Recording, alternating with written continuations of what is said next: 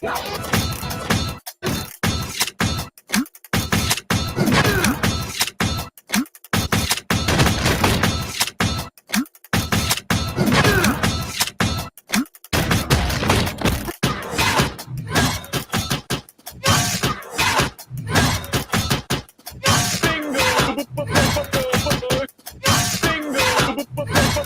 will have that stone.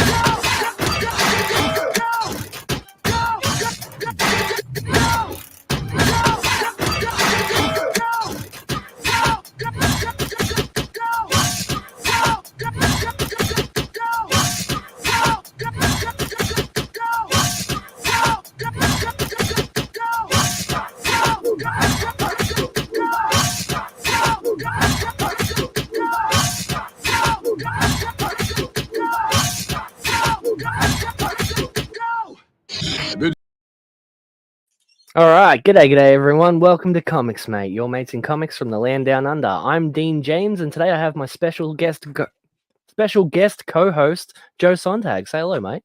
Hello, what's going on, everybody? Good to be here. It's a pleasure having you, mate. I'm very happy that you had time to do this because, this is a thing that we do every couple, not every week, but every second week or sometimes every third week, depending. Where we recommend some comic books to people and let everyone know, the whole reason that we even like comic books in the first place. So nice. I'm excited. It's funny because anybody that knows me knows I'm a little bit probably more into art than I am to the story. So there's a lot of comics I've quote unquote read that I don't know exactly all the details of the story, but I remember the art being amazing. So yeah, we'll definitely cover some really cool stuff tonight. I think some stuff that people might not have heard of. Yeah, well, I'm the same, man. Like, as a comic book artist, I've always just been, all right, what has good pictures, and then, like, as I grew older, I started actually reading them a bit more.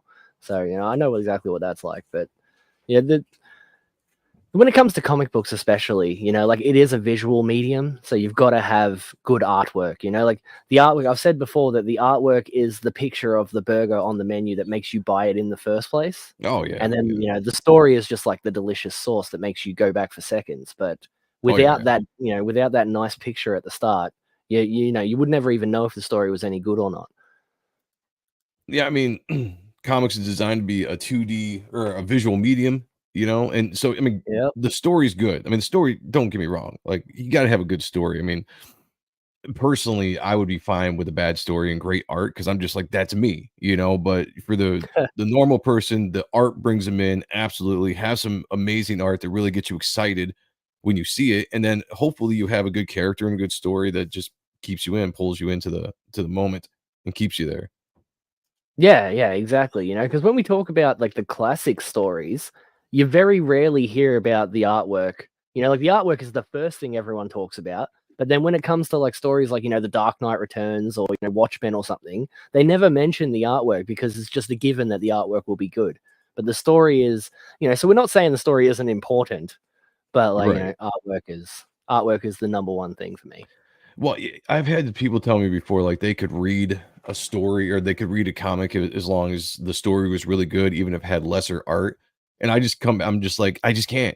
You can tell me like, this book is the best book I've ever read. The story's great, and I'll pick it up and look at the art, and I can't do it. Like, I can't get into it if the visual's not there for me. Yeah, I'm exactly the same as that, man. Like, I've read plenty of books that aren't very good, story-wise, but the artwork was just beautiful. So, I love those books. But, you know, I don't know, like, it's a visual medium, like, as we said, comic books it's all about the art. There's a reason that we had superstar artists that were basically celebrities, like, Yes. so. The But yeah, let's good say old hello to days. everyone in the chat before we do this. Yeah, the Absolutely. good old days, exactly. That's the stuff that got me into comics in the first place, was all the things that people say, oh, the 90s were terrible and stuff. The 90s are like my favorite time in comic books, honestly. It's like that's 1000%. when I got into it. But yeah, Raiden Radio's here. He says, hail lads. G'day, JP. Good to see you, mate. Snuggy Jr. says, kick Joe. Snuggy. Yeah. G'day, Dante. Good to see you, mate. Crazy Mad says, the treachery. Have you found more comic books that you actually like, Crazy Mad? Because otherwise I'm going to keep replacing you with different co-hosts every week. That's what he's talking about, treachery, because he did the first one of these with me. Like, originally, like the very first time, it was me and Crazy Mad. And then I'm like, all right, do you want to do that again? That was fun. And he straight up turns around and goes, I don't have any other comic books I actually like. The comic books are crap. And I'm like, oh, okay, I'll get some co-hosts or something then. And ever since then, there is a load of crap out there, that's for sure. But there's also a lot of good stuff. Yeah, that's the whole point of it. Like, we're not denying that there's a lot of crap out there. These days, especially in the mainstream, there's more crap than there is good stuff. But that doesn't mean there's no good stuff. Like, I actually I'm not going to feature it this week, but I'll be featuring it like on the next episode, because I have a long list of comic books and I just pick a few of them and feature them each episode. But there's one that is literally a brand new comic from Marvel of all places that I just finished, and I'm like, wow, this was actually really good. And so I'm going to feature that on an upcoming episode in the future, but not today. What book is it? I'm curious if you're reading a similar thing. It was Avengers Twilight. Oh, okay. So nope, not the same thing. But yeah. Like, there's a couple books from Marvel I've gotten into, and primarily we had a guest on the show not too long ago called Netho, or his name was Netho Diaz, and he's a current Marvel artist, and I just really enjoy his work. It's got really kind of a 90s vibe to it, and he did like Daredevil Black Armor that came out, I think, earlier this year. It was really good. It was really, really good. And so he just put out a new book, a mini series called Heir of Apocalypse. I have no idea what the story, because I haven't read it yet. But when I read it, I'm going to do a review on it. But I want to support this guy because he's an awesome, awesome dude, and he's a very talented artist. So I'm going out and buying his stuff when it hits the shelves. And I think he's going to be doing a Spider-Man project next. So pretty exciting. Oh, nice. Yeah. I saw that Daredevil Black Armor one, and it's on my list. I just haven't read it yet either. But literally, it was because of the artwork. I was like, oh, wow, what is that? It's good because it has a 90s vibe to it. Like everything. Like the writer, Dan Chichester, I can never say I think it's Chichester is his last name, but he's got, he was a writer in the 90s. He wrote like a lot of the Midnight Suns run when they did the big crossover with Ghost Rider and all them. He's done Punisher, Wolverine. He's wrote a lot, and so he wrote that Daredevil Black Armor, and all around the book has that 90s vibe from the writing to the art. It's just fantastic in my mind. Yeah, I'm definitely going to read that soon then. You just pushed it up the list a little bit. That'll be one of the next things I read.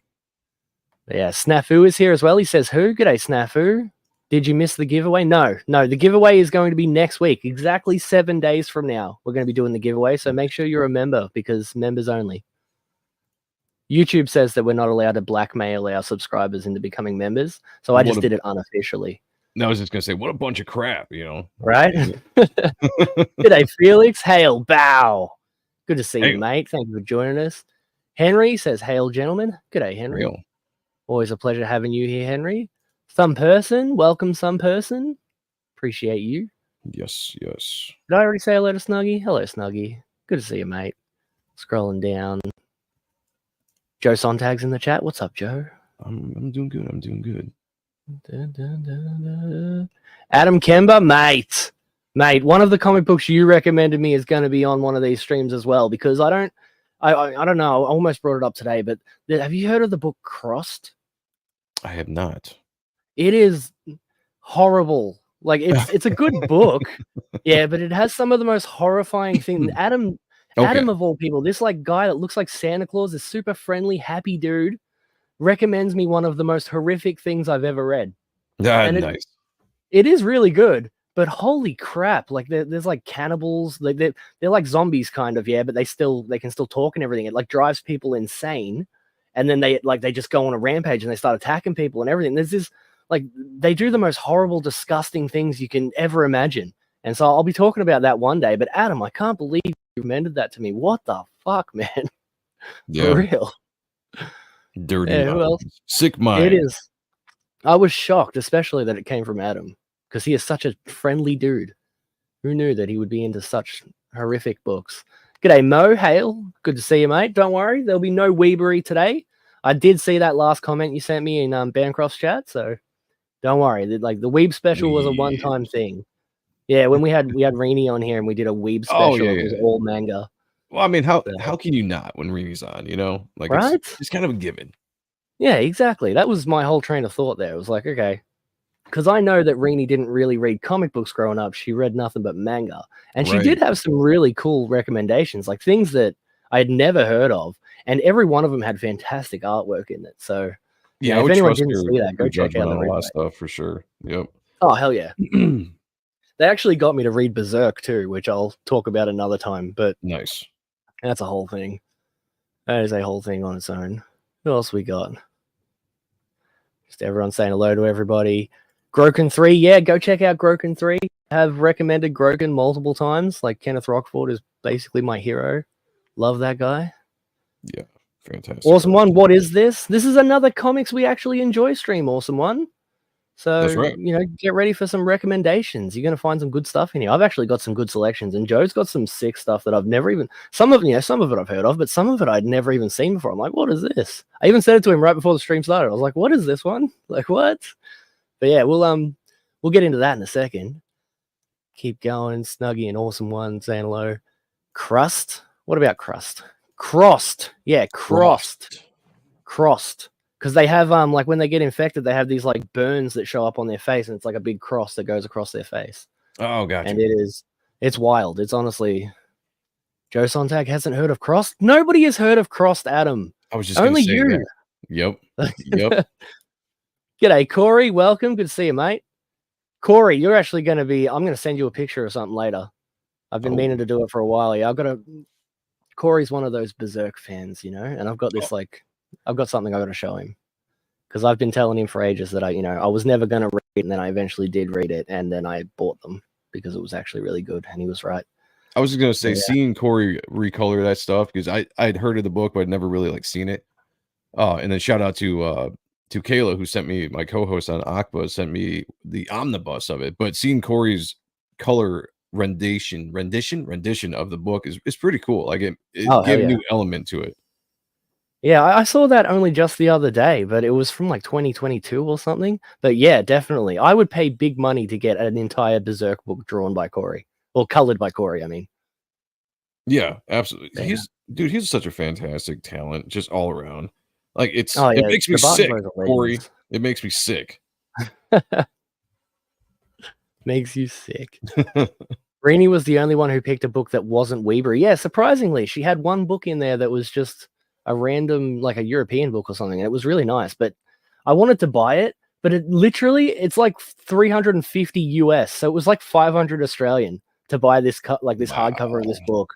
It's impossible to get.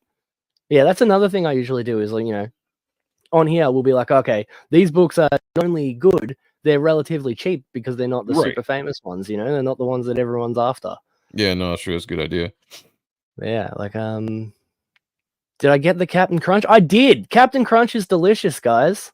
I don't know why it's not a thing in Australia, really. Like all the American snacks, yeah. Interesting. So I've been on like an American food adventure lately, and so I tried Captain Crunch. I had Cocoa Puffs, Cuckoo for Cocoa Puffs. We've got some Hostess cupcakes and stuff that are in the mail. They'll be here soon. I look forward to trying all of these, and Hershey's chocolate. What else did I try? I tried a bunch of things, but there's more coming too. So I'm going to do a stream where I just eat all of it. I have Fruity Pebbles. I've never tried Fruity Pebbles before, but they look all right. Yeah, they're pretty good. Like a lot of the American food or breakfast or cereal is not good for you, but it tastes damn good. Yeah, I wouldn't think it was good for me. A lot of these are like, That's kids horrible. serious. Like I've never tried Tricks either. Tricks will be coming in Tricks the is mail good? soon. Wow, that's Yeah. crazy, man. I didn't realize you didn't have all that over there in Australia. That's No, we have interesting. our own cereals, like we have cornflakes and stuff, Okay. Kellogg's. Yeah. But we have The Cocoa traditional Puffs stuff. and Yeah. yeah, we have Cocoa Pops and Rice Bubbles and Fruit Loops. Like these are all things that we have. But basically everything else, like I've never tried Count Chocula or Captain Crunch. I'd never tried. Wow. Basically everything that you see in the movies and TV shows were the things that I Nice. was like, "What? I wanna try all this stuff," you know? Yeah. Yeah. Yeah. Felix has heard of Crossed and Mo has heard of Crossed. Good stuff. Mm, Yeah, it's like herpes on their faces. It's like these weird, like, burn bubble marks that show up on their faces. It's how they know they're gross. infected. We'll talk about that on another episode, though. I have that in one of my future recommendations, but it comes with the caveat of it is absolutely disgusting. Like, for real, it is gross. It sounds like The it. book it's messed up. Careful with the fruity pebble. Yeah, I've heard that. That's what I've been told. Don't worry. I'm prepared, Henry. Thank you. Yeah, rice bubbles. They're like, you don't know what rice bubbles are? Yeah, they're Rice Krispie treats, but, not stuck together. Australia Interesting. sounds like it sucks. Yeah, it's all right. And, it's not bad. It is not Adam Kimber. But yeah, let's jump right into it. We have the same amount of recommendations today, so that's good. Nice. Usually there's, one of us has more than the other. But we'll just take turns. We'll go one each, and then yeah. Do you want to go first, or do you want me to go first? Sure, throw something up there. Or am I sharing it with you or are you sharing it? I'll share the screen and Okay, everything because all you right. sent me you sent me all the pictures and things. Okay. Yeah, I Let me just no get that open. particular order. Yeah, that's cool. We can, start talking about one, and then I'll pull it up on the screen as you talk about. So you can go in whatever order you want, really. Okay. Well, there's shit, what did I send you? Well, I'm gonna hold the one off till the last. I think that would be good. Let me look back. Okay, we're gonna just Yeah. go with all right, Wildcats 10. Now, Wildcats is a book that a lot of people know, and it's not really one of those like, trying to get new eyes on it, but I don't know how many people actually follow the entire series. What makes Wildcats 10 through I think 12 so interesting, so special. It was the first time that Chris Claremont teamed back up with Jim Lee in Image since they worked on X-Men. And the Huntsman, which is the character in this book, was Chris Claremont's character. He actually had been in other publications as well, including I think they did a run in Top Cow or in Cyberforce either before this or after this. I can't remember. But yeah, just for the significance of seeing Chris Claremont write a story and Jim Lee draw it again, these two monster houses that made X-Men so incredibly awesome in the late 80s and early 90s, getting back together with Jim's team and Image Comics. I mean, I have a love for the Image stuff. I have a love for Jim Lee, especially this era. And Yep, yeah, it was a definitely. Yeah, great book. And the cover was, iconic in my opinion. As a young man, when I first saw that, I mean, come on. I was just like, yeah, I need exactly. this book.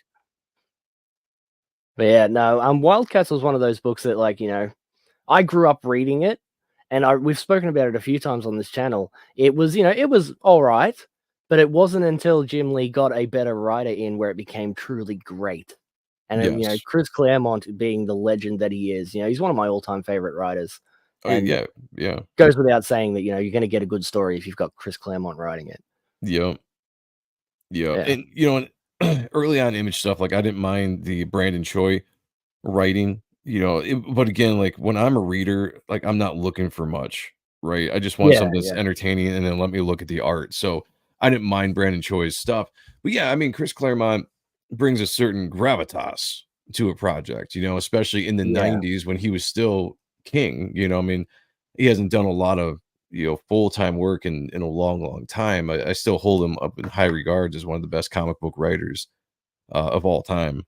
Oh, hell yeah, yeah. That goes without saying, like, honestly, I think most people would agree that Chris Claremont is a bloody legend. Oh, yeah, Legend in his own 100%. time. It stands for Covert Action Teams, I think, right? Yes, Covert The cats? Action Yeah. Team. Yeah, because anime truly sucks, says Mo. Well, wait, anime or I manga? like 'Cause anime. I was say I like anime. I really do. Yeah. Like, not every anime thing, it's much like comics, like, you gotta have a certain anime style. certain artistic style within the anime, but there's tons of stuff that I love. It's just some beautiful art in motion. Yeah, and compared to like, our animation these days, like Western animation just doesn't even like it's nowhere near the quality that you'll get from like a modern day, like a good anime. Like I've always said Demon Slayer has the best animation that I've ever seen. And that's brand new show. But yeah, g'day Ali. Good to see you. Welcome. COVID action team? No. The S is just because it's teams. That's what the S is. That's why, because there's multiple of them. Yeah. Joe conflicted anime or manga when a few minutes earlier he was praising Berserk. Berserk is pretty good, Mo, honestly. Well, like they've converted me to that. It's not that I was praising Berserk because I haven't really read it yet. I have the omnibus and I'm kind of flipping through it. It's not really a artistic style that I like, but a lot of people talk about it as such a good book. So I kind of want to give it a chance and see what I can do, especially since the omnibus was sent to me. But what Corey did with the recoloring of it, or just the coloring of it in general, made me really intrigued because I was seeing his work over the art of whoever the original artist is. I'm not quite sure, but I saw it over the Berserk art and I was just like, wow, that brings a whole new aspect to it. And I would love a version of this, but if not, I'll at least check out the original and see what it's about.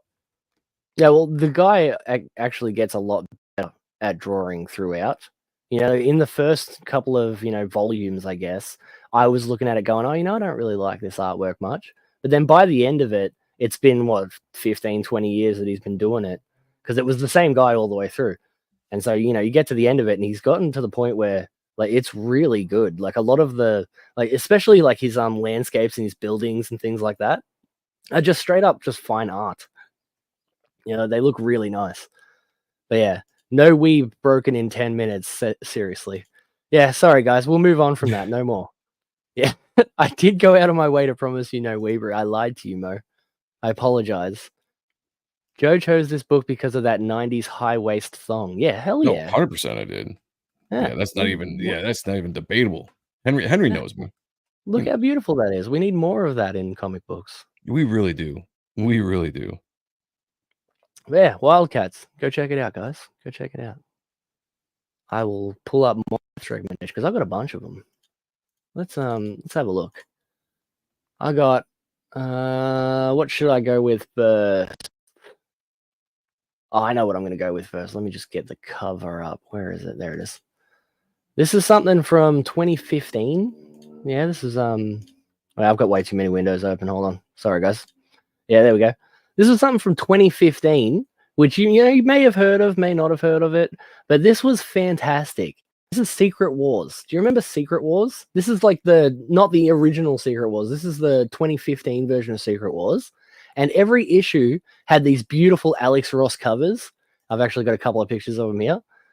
Right? But he wasn't the interior artist. The interior artist was, damn, I can't remember. But, I have it all, like, I have a signed copy of it and everything. But this is great. Oh, wow. And the idea is this is the story that brought the old Ultimate Universe and the 616 universe together when they ended the old Ultimate Universe. It's what brought Miles Morales into the main universe and things like that. Gotcha. Right? All right. So basically, it starts off with the worlds colliding. Where is it? Here it is. You have the two worlds that are about to crash into each other, and like you can't really tell in this image, but up in the sky is the other Earth. Like they're about to crash into each other, and everything's going to be destroyed. And so you have all these different characters. You have, Ultimate Iron Man fighting against Captain Marvel. And then you have, like, the regular Iron Man is somewhere else in the battle as well. And you have all these different characters. And basically, they couldn't stop it. Like, it was the end of the world. The world was going to end. But Doom actually saves some of it. Like, he saves bits and pieces of it. I'm not going to spoil anything, but he somehow gets a hold of ultimate power and saves, the world when the heroes couldn't, and recreates it in his image. And, so you have like a bit of Wakanda and you have a bit of New York and like a bit of Asgard, and all of it's just like crammed together in this battle world that he has created. And he rules over it as God Emperor Doom. And this is the thing that actually made me like Doom in the first place. Because I was always like, I didn't hate him or nothing. But it's like, oh yeah, Dr. Doom, cool. Yeah, he's super villain, blah, blah, blah. Yeah. But when I read this, I was like, holy crap, like he is a brilliant character. And he really does have this like this just maniacal ego, and he thinks of himself as a god. But when he does it, he's actually pretty good at it. You know, like they don't hate him. He's not a tyrant. Nobody tries to usurp him or anything. They're like, he is God Emperor Doom, and he has all this ridiculous power being a god, and you know, he does pretty good. And it isn't until a few survivors, you know, Reed Richards and, you know, Star-Lord and both the Spider-Man and a few other characters actually show up. And it's like, you know, they've been doing this for like 10, 15 years, but then the new heroes show up as if it was just yesterday. And so they remember what everything's supposed to be like, and they remember that he's not really a god. And, you know, they start to, you know, turn the tides and everything. But the main reason I really like, look at this artwork on this stuff. Yeah, like it's, you know, it's half digital colored, half like pencil line work and stuff on it. It is And really the entire good. book is Yeah. so beautiful. The entire book is like this. It's 9 issues, and you know, you can get a trade paperback or whatever for like 20, 30 bucks. It is really, really beautiful. This entire book is just fantastic. And you know, look at the Sentinels. Bloody brilliant. But it's just one of my all-time favorite books. Who did the art on this book again? I can't remember. Hold on, give me a second. I'll stand up because it's right behind me. We've got it here. It is Eastad Ribic. I don't know if I'm saying that right. I don't think I've heard of him before. I have a book. He's done some Thor books and things like that. You know, that was where I knew him from. Okay. But this is just a complete level up. You know, he did everything, the colors and everything on this book. And it is just incredible. The way he draws Doom is just sick throughout the entire thing. And it has Thanos and everyone in it. Like it has, you know, a bunch of random survivors of both heroes and villains from the old world. And this is how you eventually get to, you know, like the new universe after this, because Battleworld obviously gets destroyed. But, you know, no spoiler or anything, but I just I love the way he draws Doom, and, you know, several other characters. Like, you can't really see it here at the bottom, yeah, but you got Doctor Strange, who's like his right-hand man, because Doctor Strange was with him when he, you know, gained all this godlike power, and Doctor Strange didn't want to take it, you know, like he was like, I can't do this, I'm not a god. But, you know, Victor Von Doom, being the maniac that he is, jumped at the idea and became god. And he saved Sue Storm, that's her there. And so Sue and like her kids and everything all think that he is their father. And, you know, her husband. Wow, it's a whole thing. Yeah, until Reed comes back. I love the white look of Doom, though. Like, it's that version of him, just the all white, you know, God version or whatever you want to call it, is a very awesome visual. Oh, hell yeah. Yeah, he looks great. And, yeah, no, just highly recommend this book. It's been one of my favorites just for years now. You know, like, it's fantastic. The artwork in it is unlike any artwork you've ever seen before, because it's got, as I said, like this, it's like digital coloring, but then also pencil work. It's just beautiful throughout. And the covers on them are all Alex Ross covers, which are just nice. Truly Can't sick. go wrong with that. And there you go. Look, there's a good look at, like, you know, Doctor Strange as his right-hand man. And then there's weird stuff like the Human Torch is now the sun. And so the sun revolves around the earth, you know, and this is just how people think everything is. And this brought the two universes together, like, going forward? Yeah. This was the end of the Ultimate Universe, and it's it's basically how Miles Morales ended up in the main universe, really. Right on. There wasn't really many other things. But yeah, it's how the Maker escaped as well to create the new Ultimate Universe that's happening now. But it's like, it's got all this other stuff. It's got some, you know, great artwork throughout and a really interesting, like, epic story. So highly recommend this book. Definitely check it out, guys. Hey, Rick, welcome. Good to see you, mate. Hey, brother. Good to see you. I couldn't see the chat while I was doing that. Yeah, Doom put the puzzle pieces back together. It's why Latveria is now puzzle capital of the world. Yeah, exactly. Exactly. That's exactly what happened. Doom never thought of himself as a villain. Yeah, no. That's the thing too. He doesn't act like a villain until, you know, Reed Richards shows back up and he just, you know, loses it because he hates Reed Richards so much.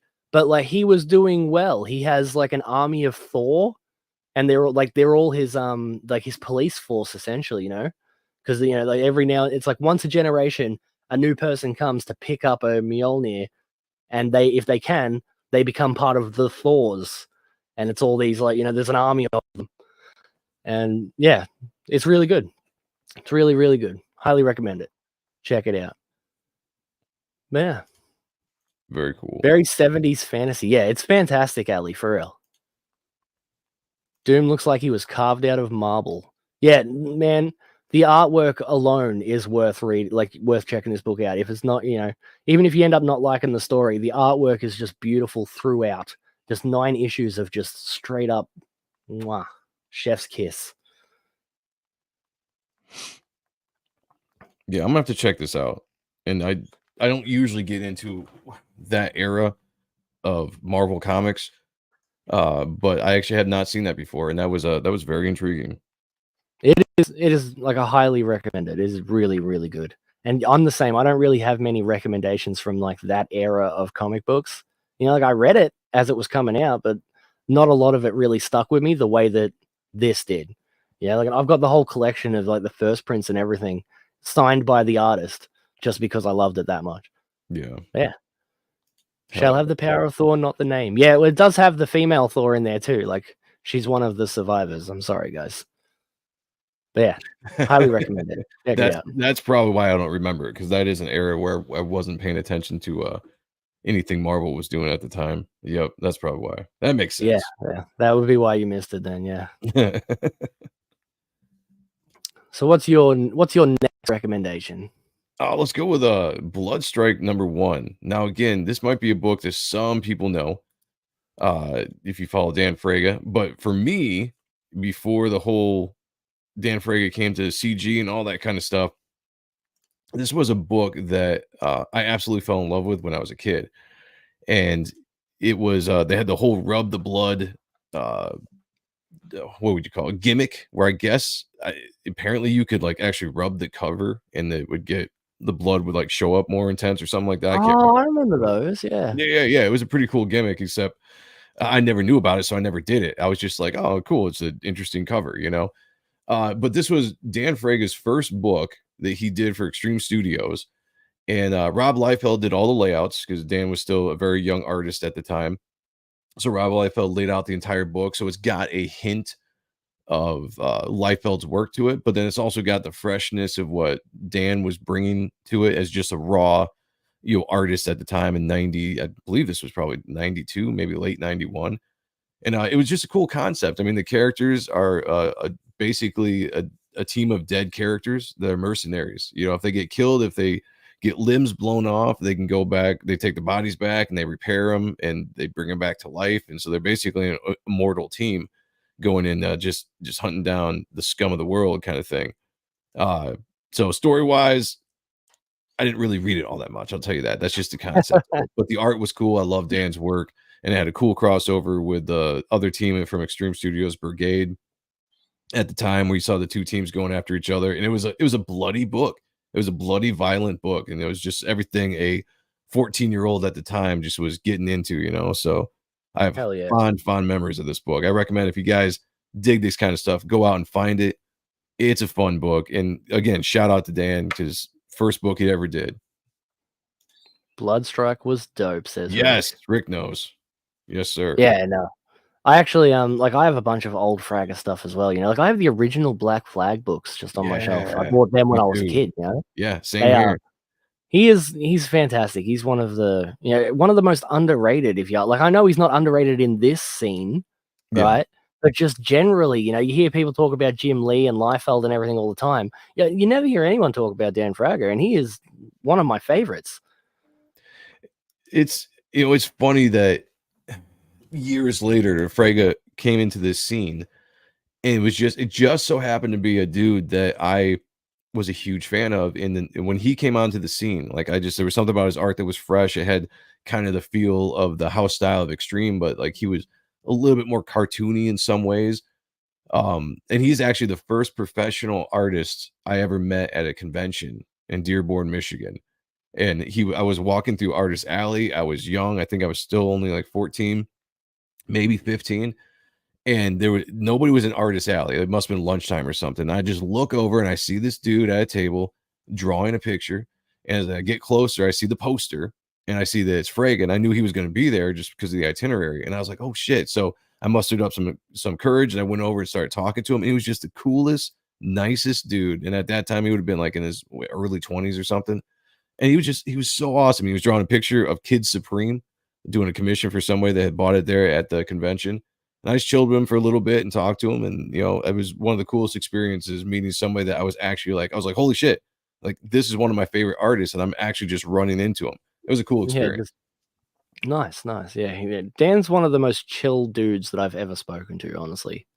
He is super cool. Yeah. And that would have been awesome. Like, I've never met him in person, obviously, I've been in Australia, but I've spoken to him online a couple of times, and he really is one of the coolest dudes I've ever met. Well, I mean, I told him about the story, and obviously he didn't remember it, of course, but I just told him because I just wanted to thank him. I was like, dude, that's the kind of stuff like for a kid at the time aspiring to want to work in the comics one day and to meet one of his idols at the time and to have you be just Yeah. so cool and genuine was the best, you know, a great first experience, right? Because I could have met a complete dick, right? And it might have turned me off to Right, yeah. something, but that was just kind of was like, oh, I was like, oh damn. I was like, you know, I want to work with this dude at Extreme someday. So yeah, great experience. Nice, nice. Very cool. See, because I've seen this around. I think I might have read, like, a couple of issues when I was a kid. You know, like, I know what this is, but I'm not familiar with the entire story or anything, so I'm gonna have to, like, see if I can find some copies of it these days. Yeah. Oh Yeah. yeah. It's you can find it. I mean, that's a book that you can probably find in the back bins or the dollar bins or the 50-cent bins. I mean, they printed so many of those books, it was insane. So you can probably find it pretty easily. Right, yeah. Yeah, I can't imagine that it would be too expensive either. Yeah, Yeah, yeah. alright, I got let's see, what should I got next? Alright, I'm gonna do this one. It's become a thing at this point now too. Like, I'm always recommending crossovers and stuff these days, and this is probably one of the better crossovers I've ever actually read. 'Cause, in some of the other issues, you know, episodes of this show, I've recommended, like, Wolverine and Predator, or Wolverine and Blade, or Aliens versus Batman, and things like that. I've recommended Yeah. all kinds of, you know, versus books and stuff. But Right. this one here, this is actually a trilogy of books, but I'm only recommending the first one, and then, you know, if you like it, read the others because 'cause they're all pretty good. But this here, Batman Ninja Turtles, is one of Oh, yeah, my yeah. Hell yeah. it's way better than it has any right to be, honestly. Like, it is such a good Yeah, book. fantastic. I've got the omnibus, so I've got all 3 of them, like, Nice. collected into one big hardcover. I've got a lot But of the this single is issues, but not every single one. yes, I don't have any of the single issue. I missed out on it when it first came out, and I saw Oh, it like, okay. by the time I first saw it, it was already finished. I'm like, "What is this?" Yeah? And it's just another one of those books, like I said earlier, you know, the artwork and everything is sick. Like, this the artist who does this cover is the artist on the interiors, and they all look fantastic. Yeah, Freddie They look Williams like this all Jr. the way through. Yeah, and he does all 3 of them too, you know? Yep. So, there's a lot of really good pictures in here that you're gonna like. But this is how they first meet right here. This is, you know, from book 1 at, like, you know, I don't know, not even halfway through the book, just the start of the Yeah. book, and they're checking out the Batmobile, and they're like, "What the hell is this?" And he just shows up above them, you know, and Batman kicks all of their asses right after this because, you know, he's Batman. But Yeah. then Master Splinter comes in and, like, takes him down real quick and, you know, drops a smoke bomb and they all get away.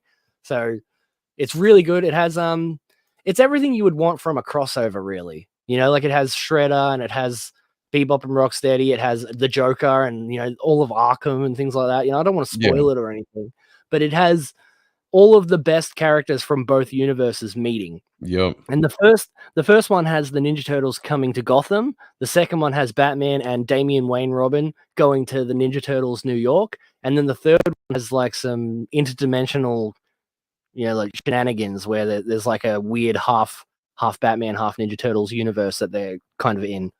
Yeah, the And, third you know, one, I didn't read it all the way. I remember just I was getting it and I was looking through it and I was basically getting it for the art because I liked Freddie yeah, Williams, yeah. the third's work. Because if you look at his black and white stuff, like he does a lot of gray tones and gray washing Yep. with his work. So the black and white stuff is really unique. And then Jeremy Cowell, who colored this, I actually he was one of the first colorists who ever colored any of my work professionally. And, it was cool Oh, because I was nice. just, you know, it was a fun book because I knew Jeremy was doing it and I liked Freddie's art or yeah, Freddie's art. And I was just like, damn, you know, like it was really kinda it was I felt more of a part of it because I was working with Jeremy as he colored some of my, um, pictures that I was getting ready for when I was trying to originally do conventions, you know, and getting prints set and all that. Nice, nice. Yeah, that's very yeah. No, I'm a big fan of this. Like, I wasn't familiar with.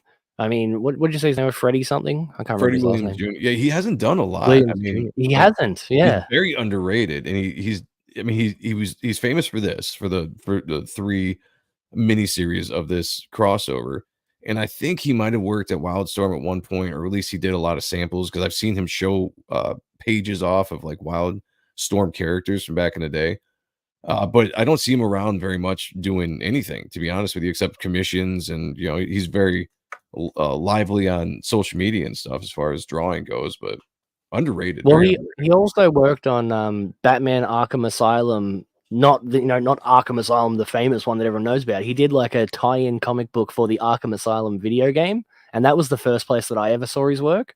And it looks just like this, except it's the armored Batman from those games.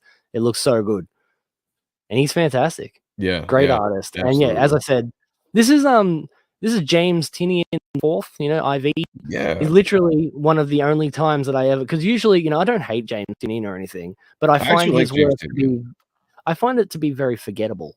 Really? Like, yeah, I've Interesting. read heaps of it. I've read heaps of detective comics and heaps of Batman stuff that he's read, Mhm.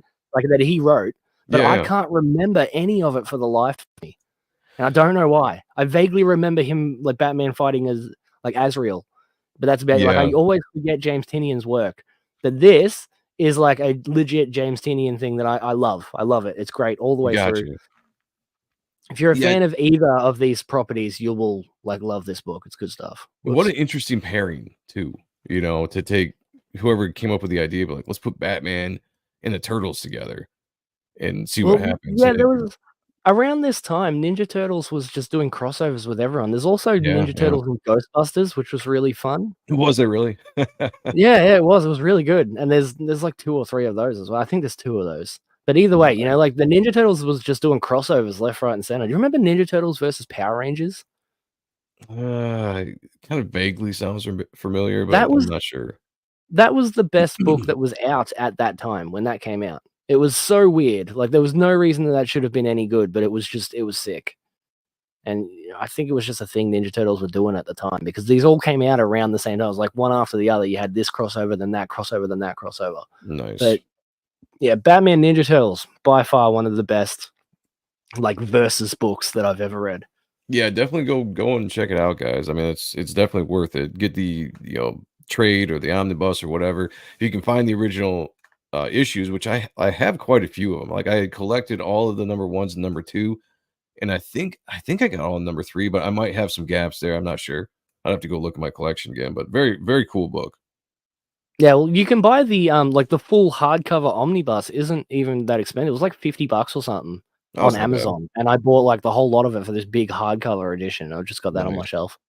But yeah, I don't know how hard it would be to find the original issues because I've never seen them around. So maybe it's difficult. I don't know.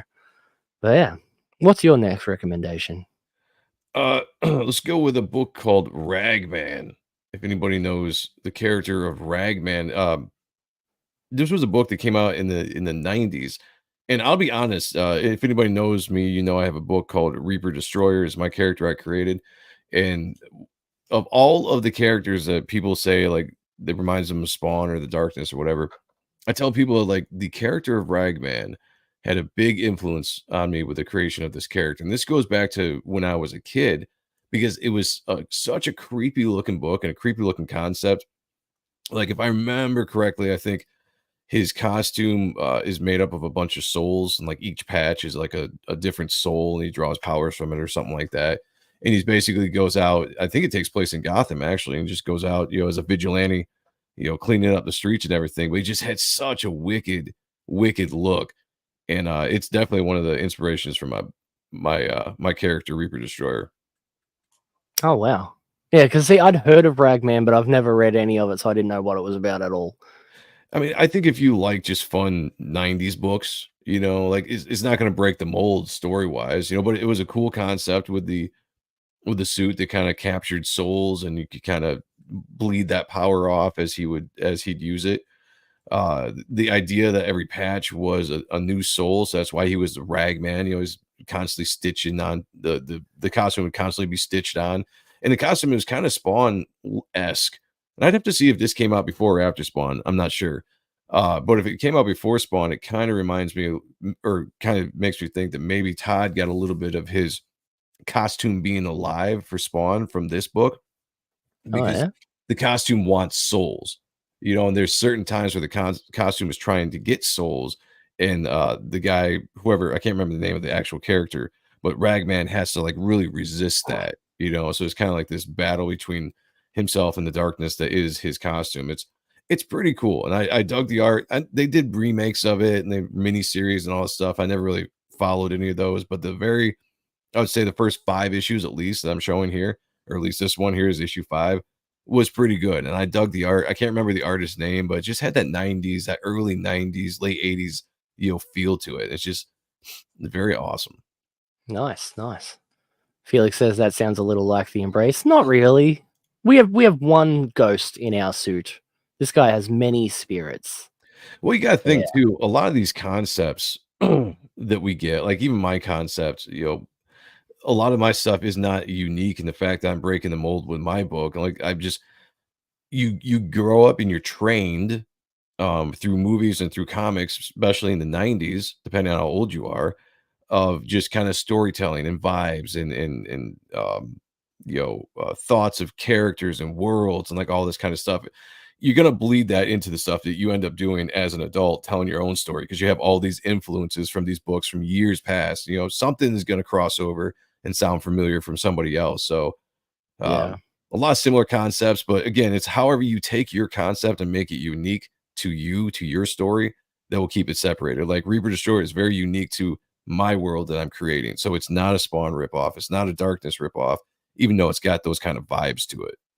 Yeah, no, I had the Embrace gets a lot of Spawn in the Darkness and stuff as well, Yeah, but a lot of absolutely. people compare it to Haunt, and that was Oh, literally I had never read Haunt. I can Like, I see knew what that. Haunt was, but I had never read it until after people started comparing my characters to Haunt and stuff like that. And to be honest, like, sure, they both have, like, a suit of ghosts, but Right. it is a completely different concept, like, I like to say that the Embrace has much more heart than Haunt did. Haunt was Story-wise, very edgy and yeah. dark, where, the Embrace was very like lighthearted and everything. Once you got past the murder of the child and everything like that, like when he gets in the suit, it becomes Yeah. very lighthearted and fun.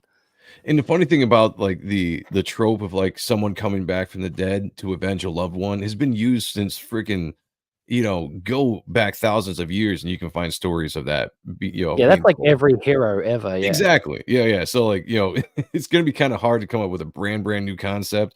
And every concept, if you're like, hey, it's a rip off of this book, or it seems like this book, I'd be like, you know what?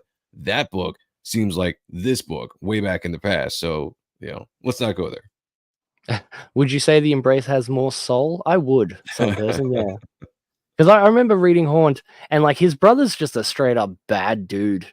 Like the ghost that he's wearing the suit of is just a Oh, bad dude. yeah. Whereas, ours is like, very like happy go lucky. He's like Casper the Friendly Ghost.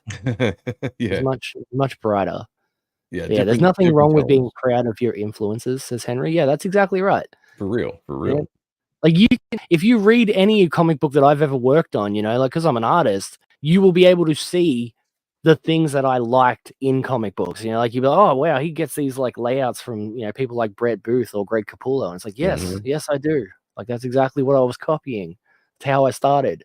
Yeah. And then obviously you get like my own little influences just subconsciously. It's gonna happen. You can't help it.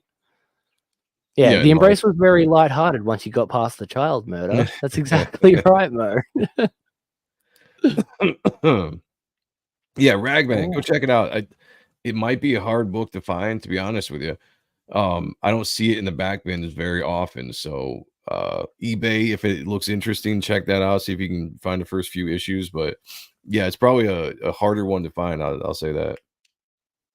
yeah, well, they haven't made a movie out of it or anything yet, so it'll probably still be pretty cheap, even if it is harder to find. Which I can't believe they haven't. I mean, it's such a great concept. I figured they would done something. I mean, they did Darkman, right? In the Yeah, early right? 90s. Like they could have done Ragman. I'm just saying.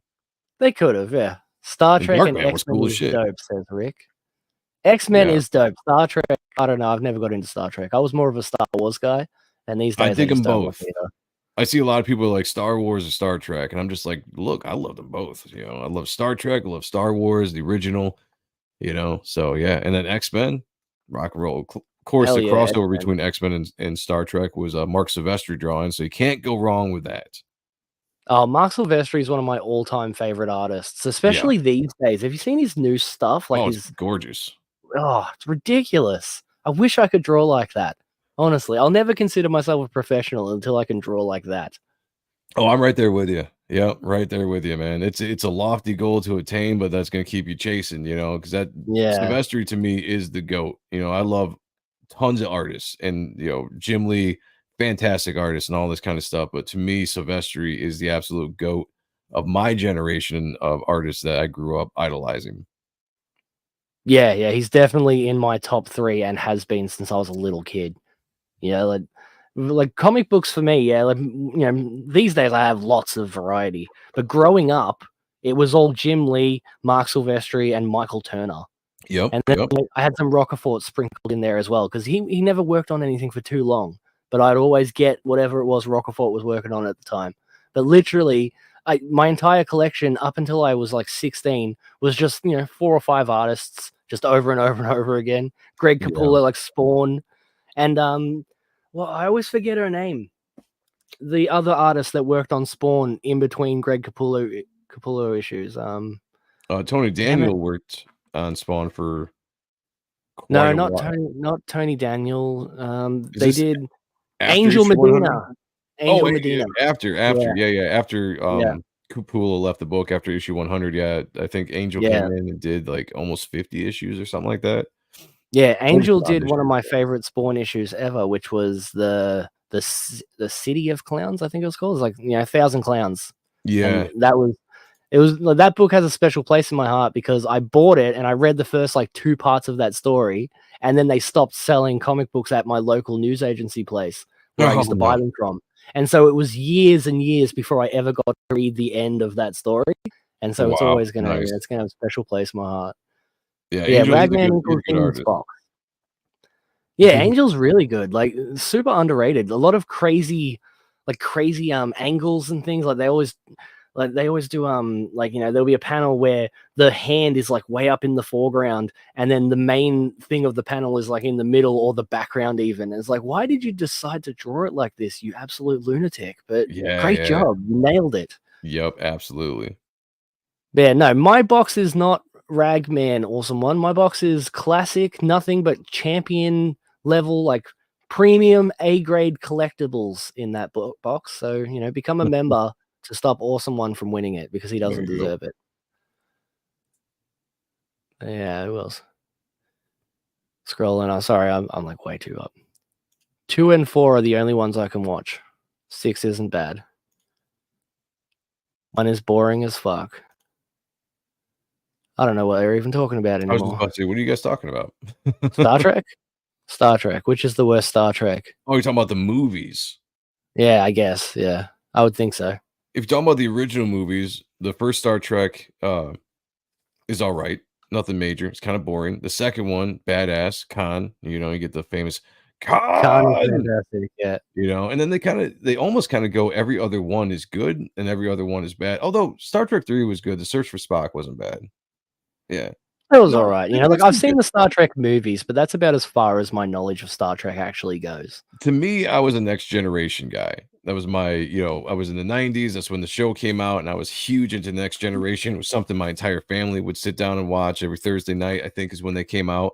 And I got fond memories of sitting there with my dad and my brothers watching all that, especially after my dad passed away in February. So it's even brought in more of a nostalgic feeling when Star Trek comes on the TV because I'll just think of my dad.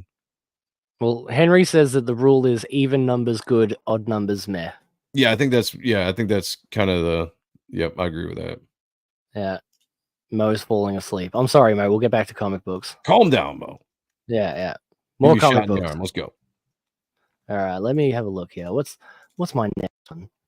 I'll do this one that I accidentally put on the screen a second ago anyway.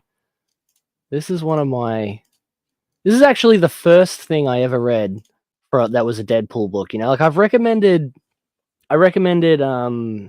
Night of the Living Deadpool on like the very first stream of I don't think this I've ever that we ever heard did. of that one.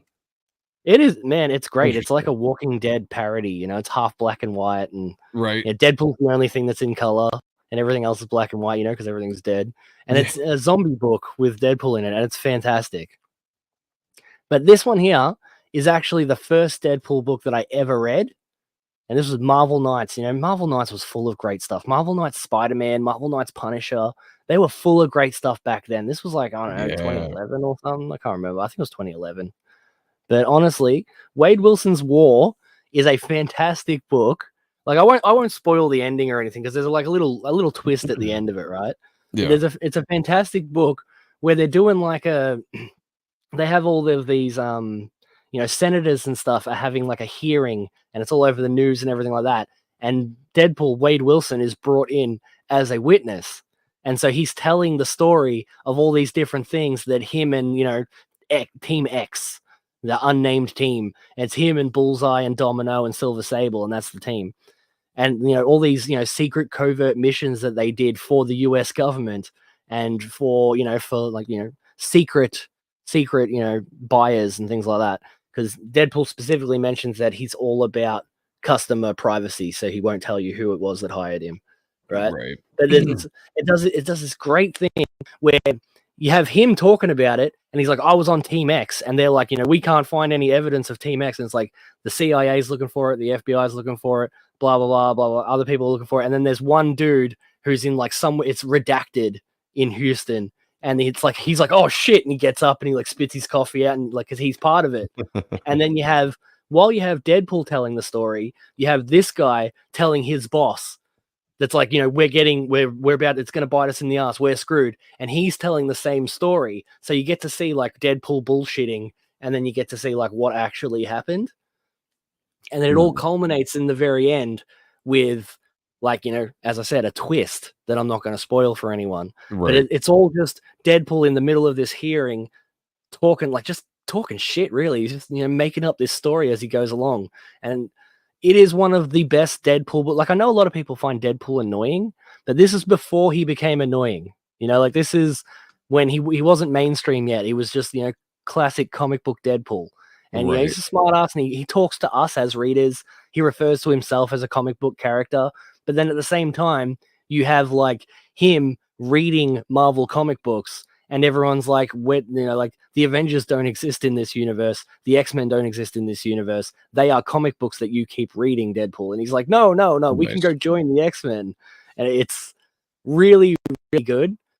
It's funny too, you know, like, it has, you know, classic Deadpool stuff, but generally it's just an action-packed, really good, probably one of the better Deadpool stories that have ever been written. Wade Wilson's War. And you can buy the original first print of this on eBay for like $10-15. Like, it's not sought after Nice. at all, and it is really good. Really, really good. Highly recommend it. I'll actually show, I think I got some images of the artwork. Yeah, there you go. Oh, nice. I was gonna say, like, I don't think I've ever, to be honest with you, read a Deadpool book that wasn't more recent from like Rob Liefeld. So it's interesting to hear people talk about like how the character went from maybe being straight up funny to being more annoying, you know. And I never really Yeah. followed the character, but no, I dig this. This is good. Good treads on the This book. was Yeah, I know, right? That's why I saved this image. But Yeah. this was actually my first introduction to the character. Like, Oh, you know, nice. before the movie came out or anything like that. This was where I was like, oh, you know, like, I'll read some Deadpool comic books because I'm aware of who he is. I've seen him in X-Men and stuff like that. And Right. this ended up being great. And there's the team there. Because, like, this is how he plays it off. He's like, you know, we're heroes, and, you know, we're superheroes and blah blah blah. But then when Yeah. it cuts to this scene, like this, I don't actually have the image here, but this scene, when you see it for what really happened, he wasn't even dressed like Deadpool at the time. You can see his face all burned up, and he's got bandages all over him. He looks like an Really. absolute psychopath. But it is such a really good book. And, you know, as I said, there's a twist at the end that I don't want to spoil. So yeah, highly recommend Wade Wilson's War. It's from the classic Marvel Knights era, when, you know, almost everything was good back then. But Yeah, yeah, that was a good run of books. Marvel Knights. yeah, Snuggy, that's fair, man. That is fair. But as I said with Night of the Living Deadpool, this too, Wade Wilson's War, the only two books that like I would recommend this to someone who's not a big fan of Deadpool, because like these are generally very good, like they're very interesting and well written and entertaining. So yeah, highly recommend it. The video game's fun, man. Never played it. You don't get a trophy in the video game for just like punching the crap out of Wolverine over and over and over again. You just don't stop, and you eventually get a trophy for it. Nice. It's good. Yeah. The run of Deadpool Max feels like you've walked into his insanity. I don't know. I've never read Deadpool Max. I don't think. Yeah, me either. Really, like the video game was very little. I've read very little of the character.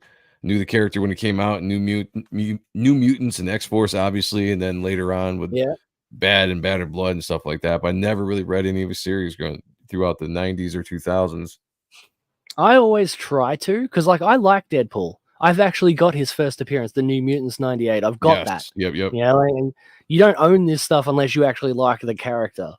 But I will, like, I'm the first to admit that all of the Deadpool books, like the Deadpool, like leading character books that are titled Deadpool something or other, are usually just average. Like they usually fall off really quickly, and the newer you get, the worse it gets. Like they just become like less and less funny.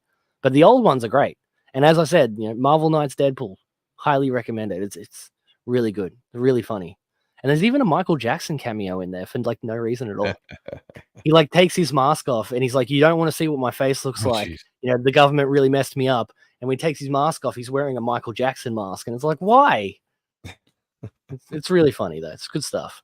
And then he's singing Michael Jackson as they force him to take that mask off too. And he's just got another Deadpool mask under that. Like it's a whole thing. But yeah, it's good. It's good. So what's your next recommendation? So I've got a book called Thanos Cosmic Powers. Now, this might be a book that people know. I don't know. It was one of those books in the 90s when I was younger, drawn by Ron Lim, inked by Jimmy Palmiotti.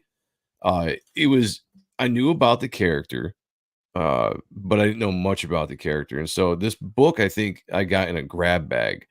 And so I brought it home. I'm just looking through it. I thought the art looked cool on the cover. And the first issue is Thanos going to this planet and fighting an entire army of characters by himself and literally slaughtering everybody. And he's just doing it for fun, I think. I can't remember. It's been a while since I actually read it. But the book had such an impact. And that was the first time I'd seen Ron Lim's art. So I started following him as an artist, especially in the 90s. He did a lot of really cool stuff in the 90s. And I kind of lost track of him after that. But like I enjoyed his stuff back then. But it was just such a fun book to see a massively powerful character like that. And the fight scenes in that book were very fun. They were very laid out. It was just, this epic scale, right? Think of like the beginning of Lord of the Rings, and that massive battle. And it was like that, except just Thanos. And at the end, he's standing amongst a pile of bodies, just bloodied. And his ride shows up and then he takes off and they go into the actual adventure of what the book is, which I can't, it's, some kind of quest that Thanos does, but I just remember this book specifically standing out in my mind. Oh, I think my dog was going crazy upstairs. Sorry. If you guys heard a bunch of banging, right. I'm not sure what that was. Anyway, it stood out in my mind for that reason. So I love it. Great book. Well, yeah, Henry agrees. He says it's a good choice that he liked this series. Nice. And Adam Kember is digging those Kirby spots, the Kirby crackle around the fist. Hell yeah, that's you don't see that anywhere other than in comic books, honestly. It's fantastic. It's a great effect, obviously stylized and made popular by Jack Kirby, and you don't see it a lot anymore. So when someone does it, it stands out and everybody knows right off the bat, like, oh yeah, Kirby crackle. Yeah, exactly. But yeah, check this out, guys. Like, I think I actually have this on my shelf. I'm not sure. I have hundreds of comic books at this point. Haven't read this in a long time, but I've definitely read it before. And classic Thanos. Yeah, it's fun. At least that issue. I don't even know. I don't know if I have even the entire miniseries or not, but I have that issue, and it's just a very fun book to look at. Mo says he's just glad that Joe is finally showing the 90s some love. Yeah, finally. Beat me down. It's about time, right? Yeah. All right. Let's have a look. I think how many we got left? Like 2 left. 1 left. Yeah, I 2 think left. I've only got 2. Yep. Yeah. All right. Oh yeah, I'll go with this one too. Speaking of '90s love, this is actually one of my favorites. This is just a single issue. Like everybody's heard of Spawn. Everybody knows what Spawn is. Everybody knows that I've collected Spawn since I was a little kid. Like I have no shit. I have like 90% of the Spawn issues that have ever been published. Nice. Like I've just been buying them since I was a little kid. Yeah, like, way younger than I should have been. Like I should not have been allowed to read this when I first started reading it. I think I was like 4, 5 when my dad first got me a Spawn comic. Like, I was a little kid. Nice. Yeah. But this has always been one of my favorites. Yeah, I don't think I could even understand it right, but like I learned to read comic book. Like I learned to read by reading comic books. That was like how I learned as a kid. Yeah. But yeah, this has always been one of my favorite comic books, and it's so like it's just a single issue of Spawn, issue 39. Oh, dude, I love this book. Or I love this issue. Classic. Yes. It's such a classic, honestly. It's a Christmas special. In case you can't tell by the cover, it's a Christmas special. Yep. Yeah. And it like, I don't know, I've got some pictures here, yeah, to show you. It starts off with this kid in his house, right? And he's watching, like, he's watching Rudolph the Red-Nosed Reindeer. He's, excited about Christmas. This is Christmas Eve, so Christmas is tomorrow. And then there's a commotion outside that he thinks is Santa on the roof of his house. Yeah, but it's actually Spawn fighting this dude. And, like all the commotion that comes with it and blah, blah, blah. Right, but it goes back and forth between this outside and the kid being like, "Oh no, I've got to get the milk and cookies ready for Santa." Blah blah blah blah blah. And it's such a like heartwarming little tale of like this kid has no idea what's going on. Do you have that double page? There it is. Yeah. Hell it ends with this, right? He's flying, like Spawn is flying away with this. Like they're all like chained up and like in front of him, and the kid looks out the window. So you see him down the bottom there. He says, "Wow," because in the silhouette it looks like Santa on a sleigh, and it looks like the reindeer at the front. And then like this is what actually happening, and it is just a sweet, hilarious, like funny, like it's the kid's the juxtaposition between what the kid thinks is happening and what's actually happening outside is just really funny, and it's a heartwarming. Just a cute little one-off single issue in Spawn. Drawn by Greg Capullo, one of the best. Yeah, I would say it really is because, Spawn is relatively a dark book and, has some,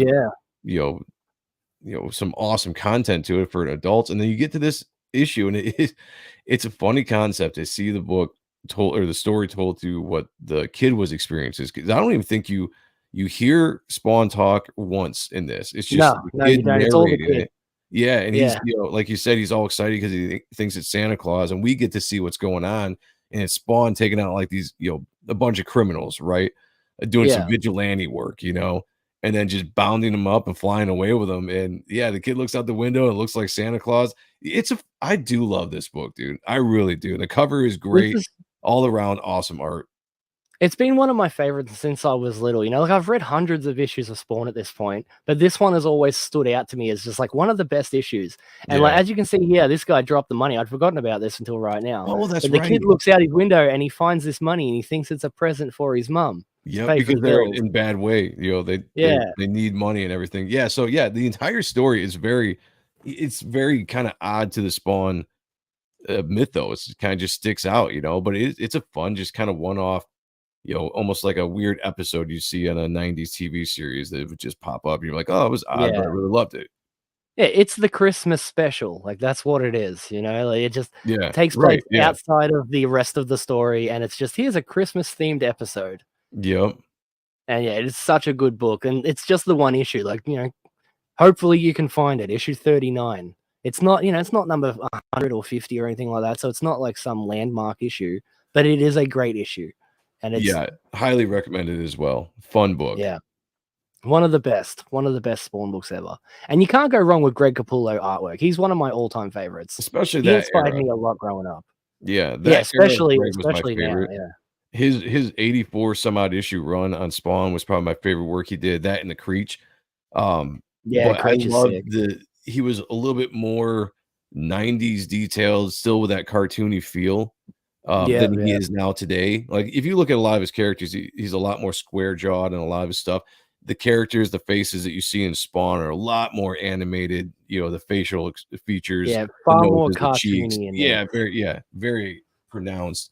And this this was the best run of a Capullo for sure. So anytime you can see some Capullo spawn, take an opportunity to. Yeah. Merry Christmas, y'all, says Awesome One. Yeah, exactly. This is I highly recommend this book.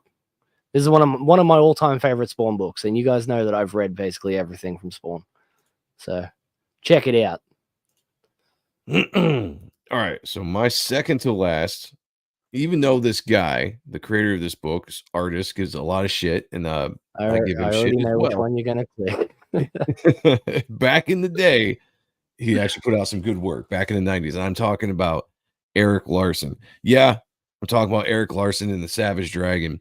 Savage Dragon, #1 of the ongoing series. Now, this series was only really good for about 30 issues, and it started to kind of really drop off. And after 50, it was kind of just off the rails. But for the first like 30 issues, this was just a very fun book, and it was some of Eric's best work. And it was very mature in subject matter as far as the entire series goes. A lot of sex, a lot of violence, all that kind of stuff. So again, as a 14-year-old kid reading the book, I'm just like, hell yeah. But issue 1, I have such high regard for, and it's got a special place in my heart for when I was a kid. I was really big into the Savage Dragon, and for a time being, I was really big into Eric Larson. In this issue, stood out amongst all the rest of the issues. It's very unique in the fact that it's so dark. It reminds me of Pit #1. You know, like how dark I'm talking about, like the look of the inks, right? Just heavy black inks all over the place. And this had a very Frank Miller Sin City kind of feel to it, like Eric was trying to capture. And he did a fantastic job with it. And the colors were amazing. The book is it's fun. It's basically just an entire action book where, just long story short, after the miniseries, he met this chick that was his neighbor. They fell in love, and then a madman came to try to kill Savage Dragon, killed her instead by accident. So that all happened in between the miniseries and the original or the ongoing series. So you go into the ongoing series after seeing the end of the miniseries, you had no idea what happened unless you got Image 0, which is where the story was told.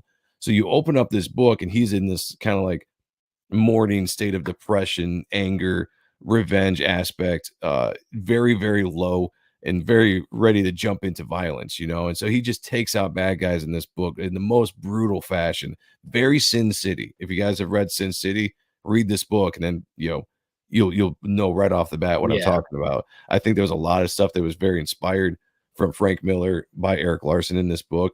And some of the blood, like he fights this character named the Fiend, that basically beats him to death for the most part. Doesn't actually kill him. I guess he comes back a little bit later. But there's a scene at the end where he's done fighting this character, this big rat-like creature. Or maybe it's the Shrew. Sorry, it's a character called the Shrew.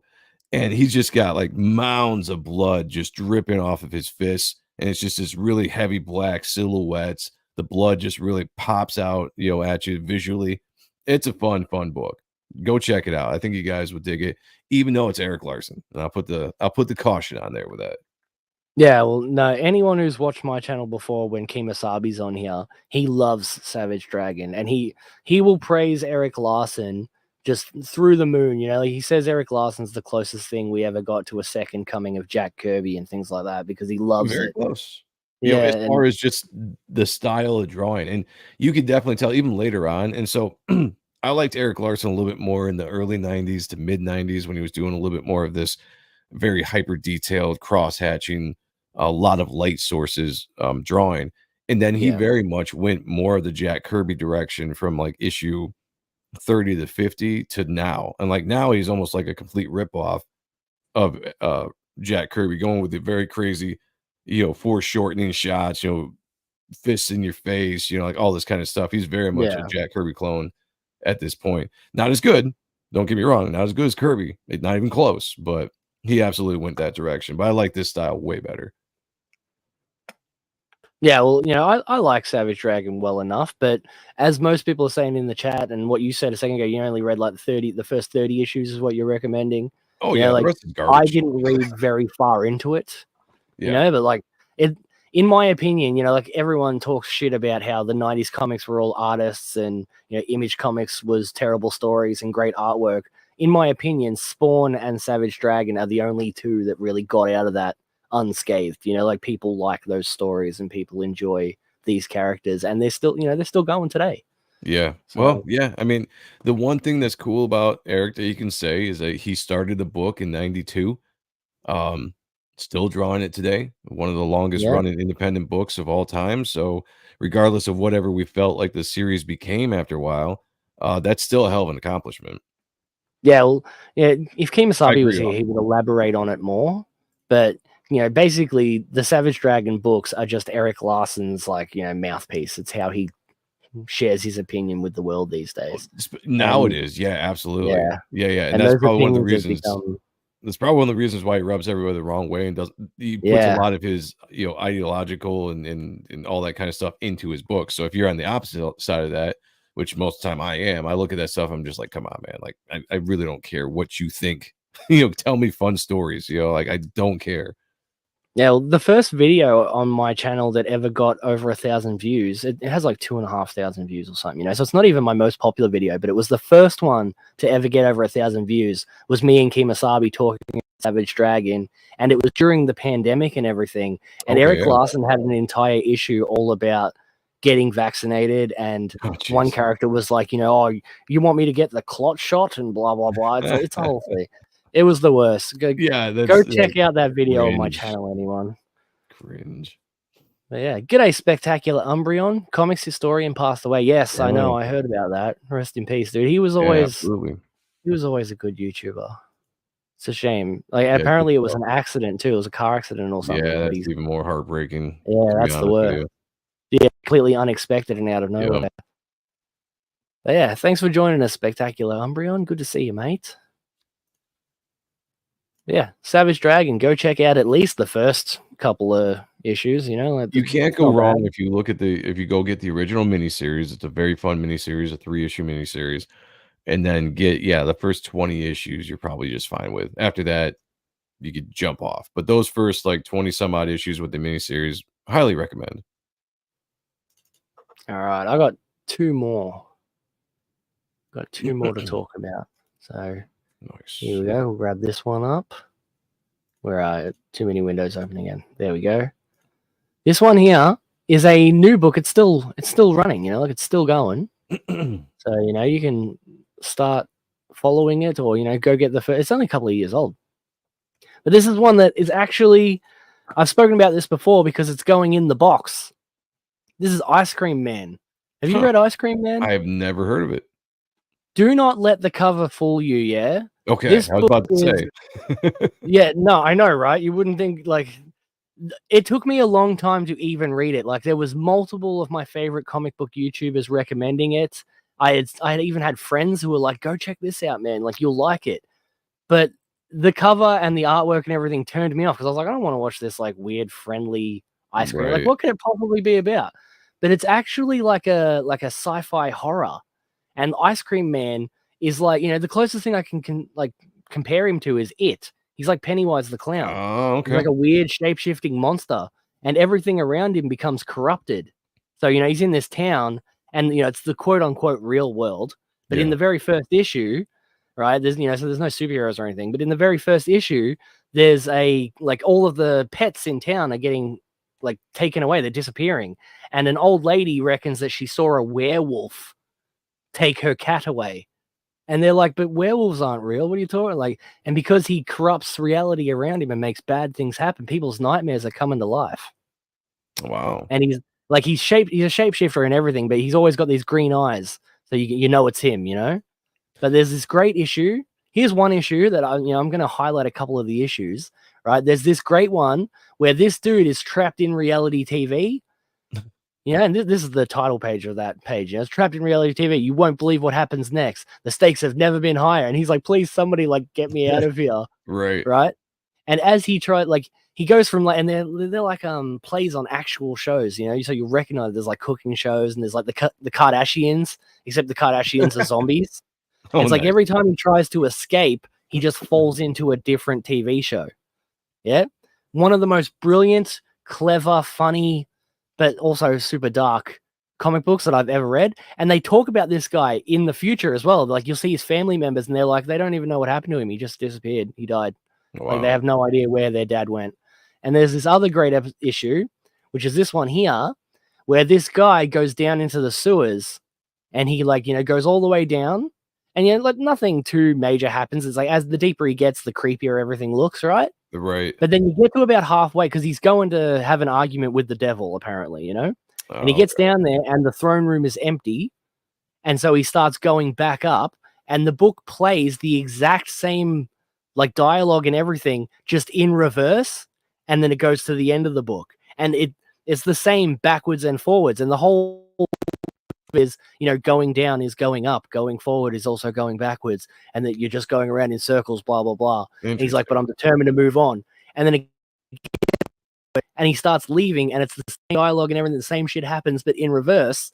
And it's so well written and so, like, honestly brilliant. It's one of the best books I've ever read. Ice Cream Man is sick. And like I've put this actual volume 1, because this is the cover of issue 1, but also the cover of volume 1. And I've put volume 1 in my big box chock full of cocks. So make sure you become a member, and you may win Ice Cream Man and know what I'm talking about. But Ice Cream Man is sick. It is one of those books that it took me forever to read because of the cover and everything like that. I was like, I don't think I'm going to be into that. Right. It ended up being one of my favorite books, and I actually bought the deluxe hardcover editions of them, and then just like, you know, put my volume 1 in the box that I'm giving away. Yeah, I think because of the art wise, it would be hard for me to get into the book, because I seriously am like, unless the art is the style I like and the kind of feel I like, it's hard for me to even read something. However, the concept sounds really cool. Like, I'm surprised they haven't made like a TV series, you know, on HBO. They are. Oh, are they? They are making, okay. Yeah, they're working on it now. Yeah, so it's going to be. Well, I'll definitely check that out. Soon. It'll be sick. Yeah, that sounds like the concept sounds like it'd be really cool visually for like a TV series if they do the creepy aspect right. I'm gonna be looking out for that then. Yeah, it's a very, very good book. Like, it's, you know, I was surprised at how good it was. You know, everyone had told me it was really good, but I was the same as you. I was like, I don't know about that art style. I don't like, the book looks very like bright and chipper, but then it turns out like all of that really happy-go-lucky artwork it feels unsettling as you're reading this story, because it's like, why does everything look so happy when there's just horrible, horrible things coming? But yeah, I'm looking forward to Ice Cream Whammon on HBO Max. Yeah, I don't know where it's going to be. Netflix. It might be Netflix. That might be worse. But yeah, it's happening. They've been talking about it for a while now. This treacherous act still going on. It is crazy mad. Have you found comic books you actually like? I'll have you on for another go if you want. But you got to actually recommend some comic books, man. I have a friend streamer who still get messed with and misinformation from those times. Wow, that sucks, Awesome One. We don't. Like, I've said some crazy shit on these live streams, and believe it or not, most of our live streams are still monetized. Like, they're fine, apparently. Even though we say some shit on those, honestly. I'm not gonna lie. How's the new AI policing been going with your channel? Because we've been getting hit with a ton of stuff from years ago. We're getting flagged on copyright issues, or, you know, this or that weren't copyright issues before. I think they changed up like the AI, I don't know, whatever system it is. So who knows? I think YouTube's kind of getting worse, but I'm glad you guys haven't been messed with at all. I think YouTube is getting worse. Like, a lot of people say that, but we've been lucky so far. I think it's because we're such a small channel, you know? But that could be. There is a few things, like there's been a couple of times, like Warner Brothers. I had a huge fight with Warner Brothers, and they were like, nope, this is copyrighted. And I'm like, no, it's not. And I had to appeal it twice before it got cleared eventually.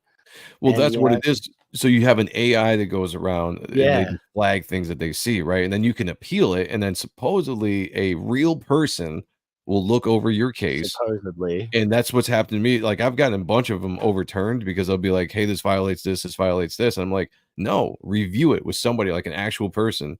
And then I'll get like a letter, email the next day saying like, you're right, you're good to go, you know, blah, blah, blah. But yeah, YouTube, to me, I've been streaming a lot more to X lately, and I really enjoy that. Yeah, well, I'm gonna branch out eventually onto like all of the other platforms. You know, like I've got a Rumble channel that for some reason it's supposed to automatically take my YouTube videos, but it just hasn't. So I'm gonna have to start uploading them onto Rumble as well. Interesting. So yeah, I'll get around to that eventually. And yeah, like I haven't figured out how to do all of these things yet, but I want to do the simultaneous stream where it's streaming on every, like, you know, X and Facebook and everything all at the same time. Yeah, that's what we're doing right now. Get around to that. Yep, we do that. We do 3 or 4 different streaming platforms when we stream our shows. Just, who knows? Get the extra reach. You might only get one person, but hopefully they become a fan and come check out the content. Yeah, yeah, exactly, and then, buy our comic books. Yeah, That exactly. like, I still don't consider myself a YouTuber, even though I'm Oh, making no. videos and things. It's like, no, I'm a comic book guy, like, I just like comic books. Yep, I'm a comic book creator. The streams because I have to. I mean, I stream because I like to. I love talking about comics. So over on my channel, like we talk about comics all the time, talk about comic Yeah. art. That's what I love. It's just discussing stuff with friends. But yeah, no way do I consider myself a YouTuber. I'm not trying to hit the algorithm. I mean, I'd love to see more growth in my channel, but I'm not trying to do all those things that people can do to really, I guess, hit the algorithm, blow the channel up, Yeah. whatever. It's too much work. I just want to have fun. Yeah, yeah, exactly, like, I could make videos yelling about Star Wars and Doctor Who and stuff like that, but it's like, no, Right. I don't wanna do that, I just wanna talk about the things I care about, and then, Yep, same then you'll here. get some clickbait out of that probably, because like, my X-Men '97 videos, some of them are positive, some of them are negative, Yeah, and but, trust me, like I've got opinions, and I could go on and talk about yeah. opinions on my channel but yeah, when it comes down to it, I'm like, my desire is to talk and look at awesome comic book art, and that's the only thing that makes me excited about making videos. Everything else, I just get bored with. I'm like, I did it. I'm done. I'm moving on to something else. Yeah. I've never heard of Mexican Iron Man Awesome One, so that I don't know if that's an insult or what. Yeah, Oh, subscribe to Dean on Vines, Minds, and MySpace. I oh, do have a MySpace. Minds. There I you honestly go. do have a Minds. I haven't had my MySpace got deleted on me. I had a MySpace when I was like 13, but Yeah, it's just like not a thing anymore. that was the only cool social media platform, to be honest with you. It Yeah. went to shit after Facebook and then Twitter and all that stuff. Like, MySpace was a very cool hangout place, got to have awesome pages, you could custom them, you met a lot of people. I met the reason why I know my co-host on Ott and Stuff, Sean, is because I met his, brother-in-law through MySpace, and we hooked up originally because he was inking a book, a Reaper, the original Reaper Destroyer I was trying to get out back in 2006, 2005, Oh, wow. and that's the entire reason why he and I are friends now to this day. So it was a good platform. I Because of liked it. MySpace. That's crazy. That's wild. Yeah, We I had think it all. Why did we give up MySpace for Facebook? We that's what I'm saying. Like, yeah, we didn't need to graduate to Facebook. Damn it. Oh right? well. And we had songs on our profiles and everything, and that's just all Yeah, gone. nobody does The that early anymore. days of social media. Yeah, that was cool shit. All right. What's your next? Do you have another one? All right, my last one, Your last and I one. don't know if people have heard this or not, or heard of this comic, but the reason why I bring it up, I was just talking about like when I was originally working on a Reaper Destroyer back in the mid 2000s. My goal was to try to get the book picked up by Image, obviously, because I was such a huge fan of Image Comics. I desperately wanted a book published by them. Yeah. I got really inspired by this book called Ant, and the concept of Ant is interesting. Like the actual superhero of Ant is an alter ego of this kid, this girl in the story, that every time she runs into hard times or whatever, she goes to her diary and writes about her alter ego, who is Ant. And then you get to see the adventures of Ant. And I think at some point she like comes alive into the real world or something like that. There's something about it. But anyway, this Huh. guy, the Gully, I can't remember it, Mario Gully, I think it's right there. When he created this character, he went around and had it picked up by various independent publishers. One of them being Arcana. If people remember Arcana, I do, yeah. back in the day from early 2000s. Yeah, it was a very popular indie publisher that would pick up a lot of books. And then he graduated and got into Image Comics, brought into Image Comics, had a couple runs, and eventually sold his character to Eric Larson. And Eric Larson did a run of Ant that was just kind of, it was just Eric Larson. But I was just, it's an inspiring book to see somebody come from the indie scene, create a character, and eventually get to that pinnacle of getting your book published by Image Comics. And then back in like 2004, 2006, it was still a big thing to be an Image comic or be published by Image Oh, Comics. yeah. Yeah. So a story could be here and there. I don't know. I like the art. Mario Gully, he's a good artist. He's got that 90s vibe to a lot of his work. The character was kind of cool, just this sexy female ant character, but the colors popped with the red. Is she all red down the front as well? Does she have a logo? Yeah, or she was anything? completely red, just, like a red ant, so no symbols, no Nice. nothing, and I think her eyes were black or something, and then she had these, like, tentacles or whatnot, but yeah, it was basically a naked chick, because it was just slim, you could see everything, uh, character, so it was very sexy Oh design, it yeah. was fun, it was, nothing major, like, it wasn't breaking the mold, but the art was really, really good, and again, it was, early on when I was younger trying to break into industry, this was absolutely a book that inspired me to keep on going and reach that dream. Mo says tentacles. I Tentacles, think yes. you're talking about the antenna things, right? Antennas, sorry. Yeah, Yeah. my bad. Yeah, yeah. Antennas. Yeah, not tentacles. My bad. Yeah, antenna. Yeah, cool. This was one I'd never actually heard of. This was the one I was talking about where, at the start of the stream, I said I spoke to Joe beforehand, and I was like, "What is this?" Like, I'd never Yeah. even seen this before, and it looks pretty cool. Not gonna lie, I'm It surprised this isn't still a thing.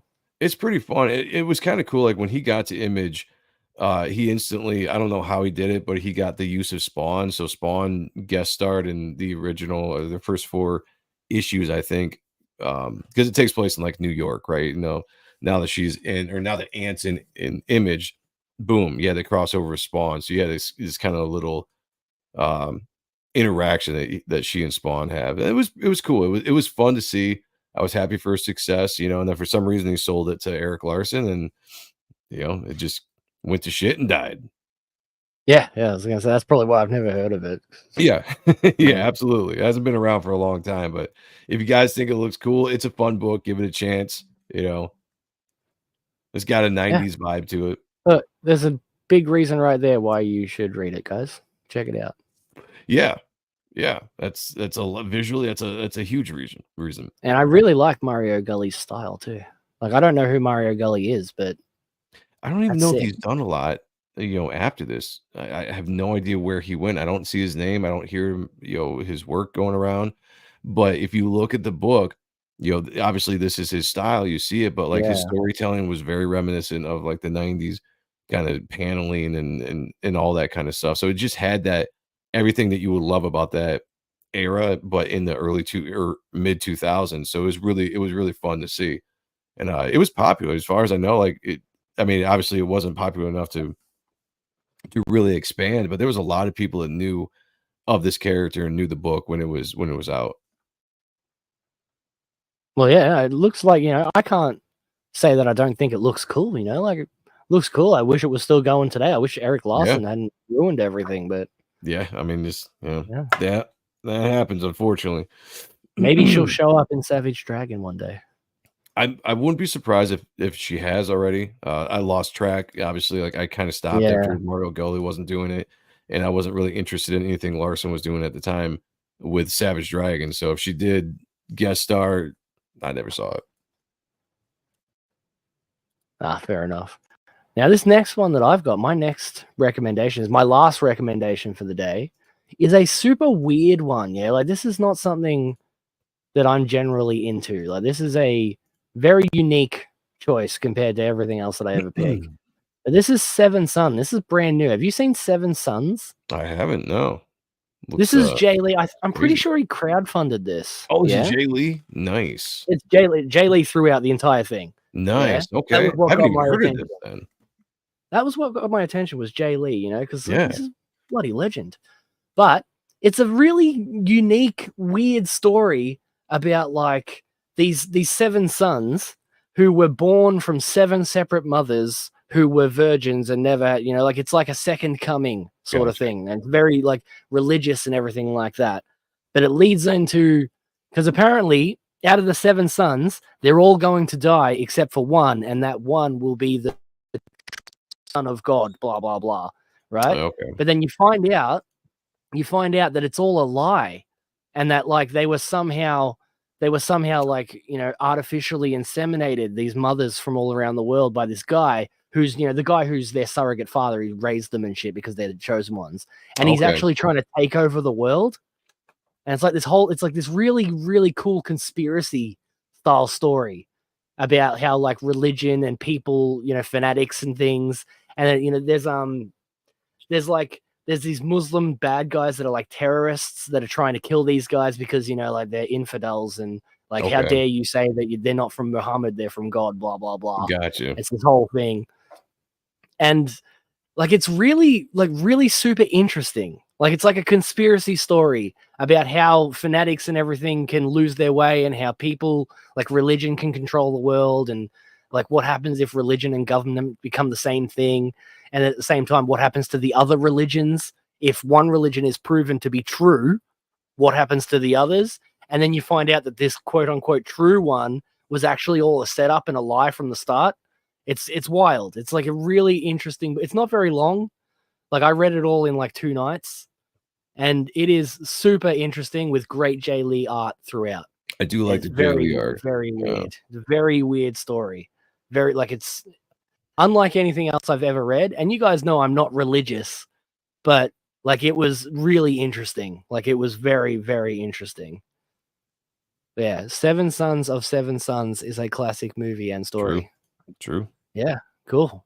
But yeah, like, it's really unique, and like, you know, you can't go wrong with Jay Lee art style. Like, that was what got my attention. And yeah, like, I assume it's not very cheap, like not very expensive, because it's brand new. Like, this is something that only came out a few months ago. Right. And they, like, I'm pretty sure they kickstarted it, and now you can get it on Amazon and stuff like that. But it's a really, like, just a genuinely interesting story about like a conspiracy and like a religion, like a new religion. It's not like, you know, because Christianity died out when this new guy said that God spoke to him and, you know, wrote this new book about the 7 sons. And then he also, like, he was doing all this behind the scenes, and he was the one that made the 7 sons. So it looked like his prediction came true. And then everyone's like, this is real. This is a real religion that happened in front of us. And then, you know, it's all fake and it's all a lie. And it's wild. It's honestly super interesting.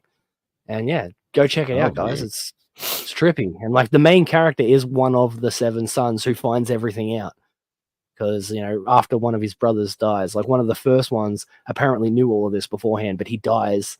And then, you know, the book picks up right there with the brother finding out that his brother knew something was up, and then he tries to escape. And it turns out they're prisoners. They're not actually just like living their life with their, you know, with their surrogate father. They're actually not allowed to leave.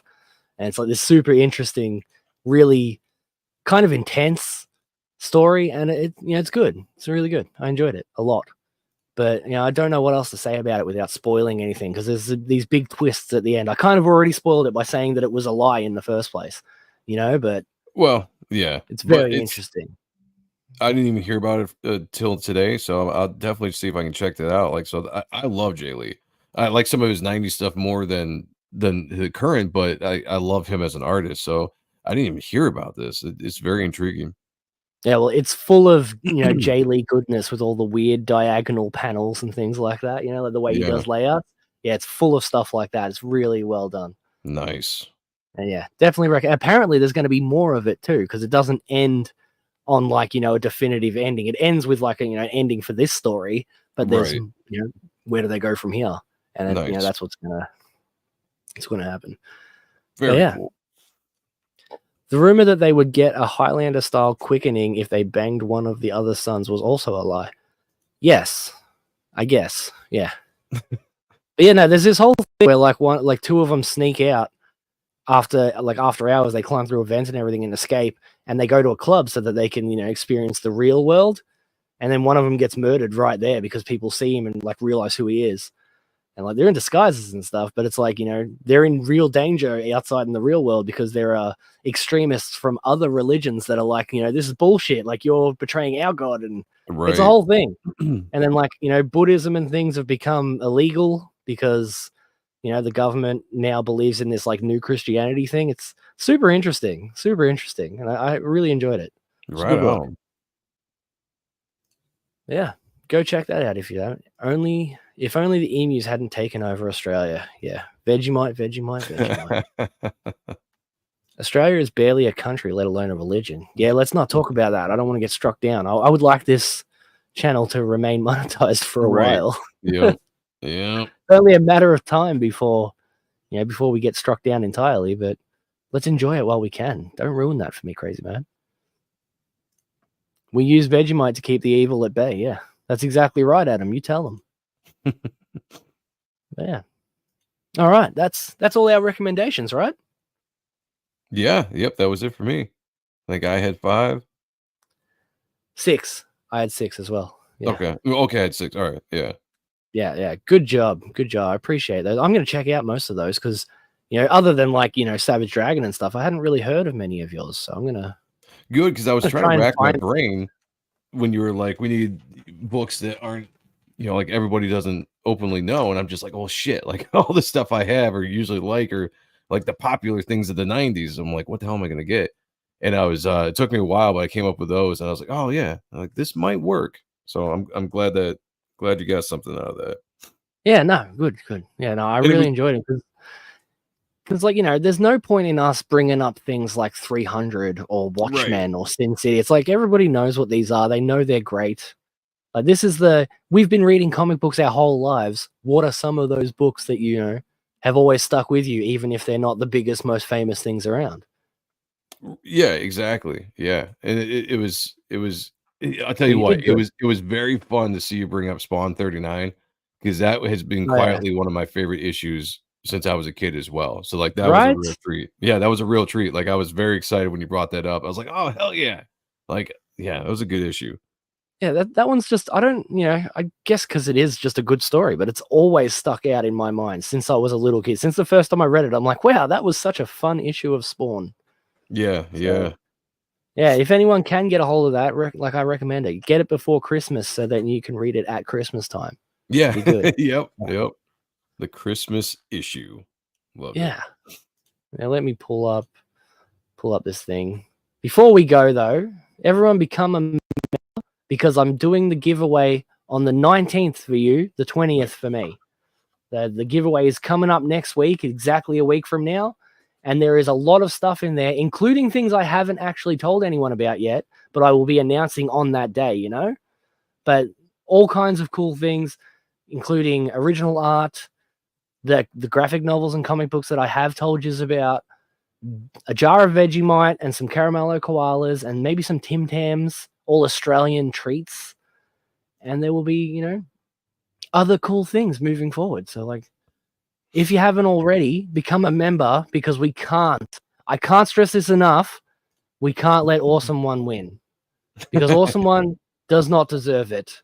He refused to become a member. There was a random gift that was given to the chat and he got it. Just unbelievably, he got it. And then if he wins, it'll just be outrageous. So if for no other reason, become a member just to stop Awesome One from becoming a member, like becoming the winner. That's what we can't have that. We honestly can't have that. That would destroy me. Absolutely. Yeah. But yeah, let's just put on a song and we'll say goodbye to everyone. All right. This was a fun show. Thanks for having me on. Yeah, no, it was a pleasure, man. You did great. Thank you. Yeah, no, good job. All right, let me just put this up. Awesome One. Yeah, what he says. Yeah, exactly. Because Awesome One does not deserve it, honestly. It's just the audacity of Awesome One alone means that he can't. What the hell? Where is that? Why is it not? The tab's not appearing. I can't put the thing on the screen. Oh, there it is. All right. I had to close it and reopen it. Now, see you guys later. I'm sorry about no Comics Mate Live either. Kemosabe has disappeared on me again. I'm sure he'll return soon. But we're working on it, I'll do some more streams without him if I have to. But yeah, either way, I'll see you guys next time. Peace. Wait a minute, Mr. Postman. Wait, Mr. Postman. Oh yes, wait a minute, Mr. Postman. Wait, Mr. Postman. Oh yes, wait a minute. Do it, Crazy Mad.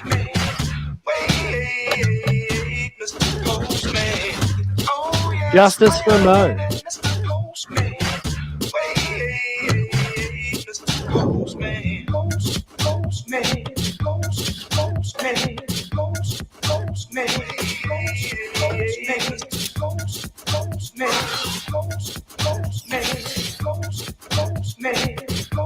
Postman.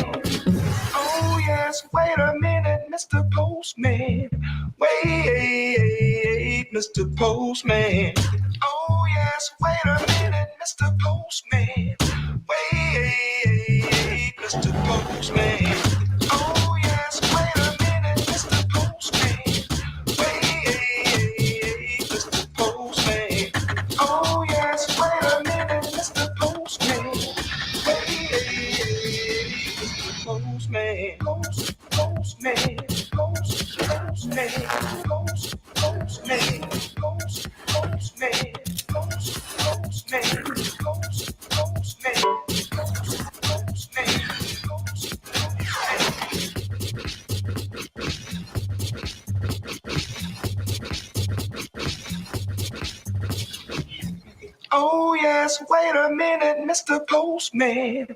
Wait, Mr. Postman.